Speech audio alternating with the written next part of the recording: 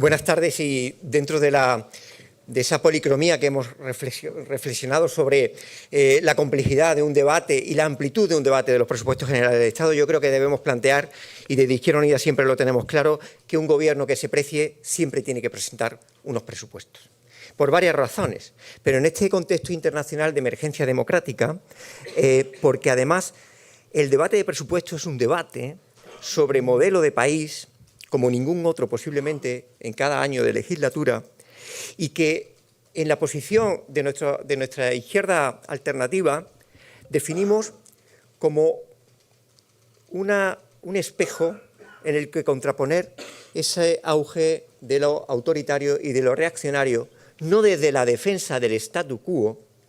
sino desde políticas de audacia normativa, en el caso del presupuesto, que ataquen las razones que provocan ese auge.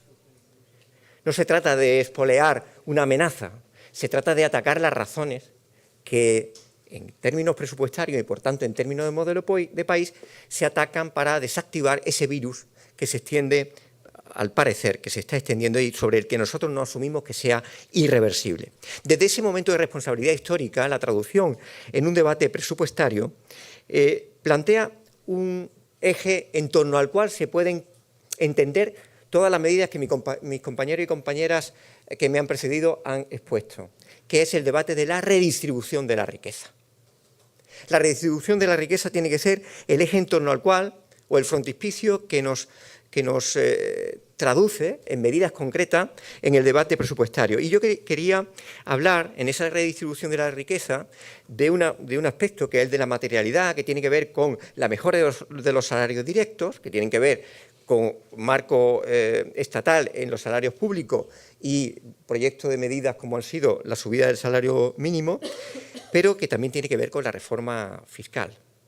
Pero también tiene que ver con los salarios indirectos, que tradicionalmente se traducen en los servicios públicos que recibimos los trabajadores y trabajadoras en forma de buena salud y sanidad pública, blindaje de lo público, abordaje del debate educativo como elemento fundamental para la igualdad y, por tanto, afrontar con transparencia y claridad cuál es el papel de esa excepcionalidad ibérica que tenemos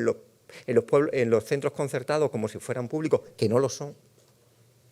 Y el tercer elemento, el salario diferido o el blindaje del carácter público de las pensiones,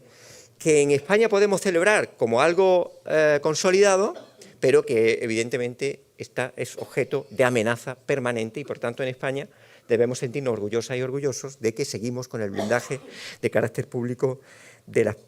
pensiones. Junto a eso, el otro gran protagonista de un debate presupuestario en 2025 no puede ser otro que el de la vivienda. Y aquí tenemos que ser honestos porque va a ser un debate complejo, va a ser un debate sobre el que reconocemos bastantes diferencias con quien tenemos que negociar el presupuesto. Si algo hemos constatado es que el bipartidismo, y no es una opinión, ha fracasado en un paradigma de vivienda que ha hecho dejación al Estado de un servicio y de un derecho que debe igualarse a la sanidad o la educación. Por tanto, hay que extender el valor de la vivienda a un valor protagónico del Estado y de las políticas públicas. Si nosotros diseñamos la planificación y fortalecimiento de la sanidad pública, que es un derecho, y de la educación pública, también debemos hacerlo sobre la vivienda.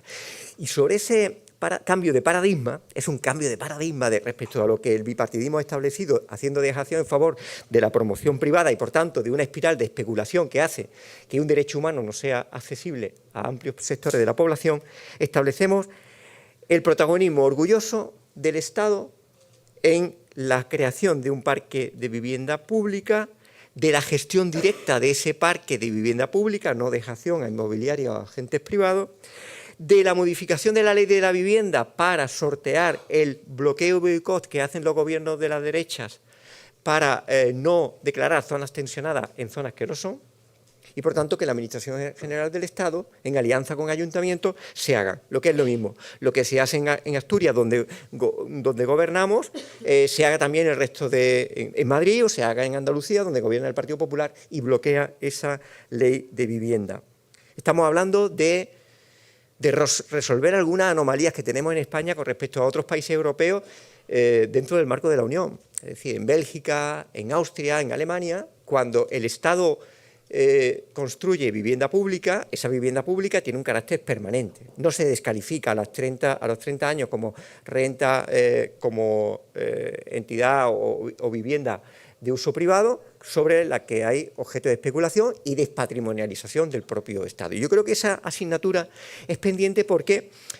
cuando se habla de Viena o de Berlín como ejemplo de buena política de vivienda, estamos hablando de un Estado que en puro sentido común, aquello en lo que invierte, no despatrimonializa, sino que mantiene con carácter permanente ese parque de vivienda, y yo creo que eso es clave para resolver con otras medidas que ya habéis adelantado y que yo no quiero insistir. Pero un país, además de la materialidad,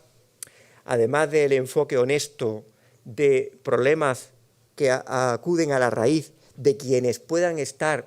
en la desesperanza y, por tanto, en el alejamiento de un proyecto de país esperanzador y de vinculación con lo que significa nuestro proyecto político, de sectores jóvenes que ven que no resuelven sus demandas en materia de vivienda, por tanto, hay que atender a esas aspiraciones. Unos presupuestos también definen las coordenadas morales de un país, y las coordenadas morales de un país se definen con la atención a la infancia migrante y la desvergüenza en la actuación de los gobiernos del Partido Popular, bloqueando la atención de un derecho humano básico de quien no tiene no solo otro patrimonio que ellos mismos, sino que no tienen ni la atención de niños y niñas que tuvieran un entorno familiar normalizado. Esas coordenadas morales del país también las tiene que reflejar un presupuesto, con la ampliación de los 120 millones de euros para un programa específico de atención y garantía a la población migrante y de 100 millones de euros de ataque a la pobreza infantil. Por eso,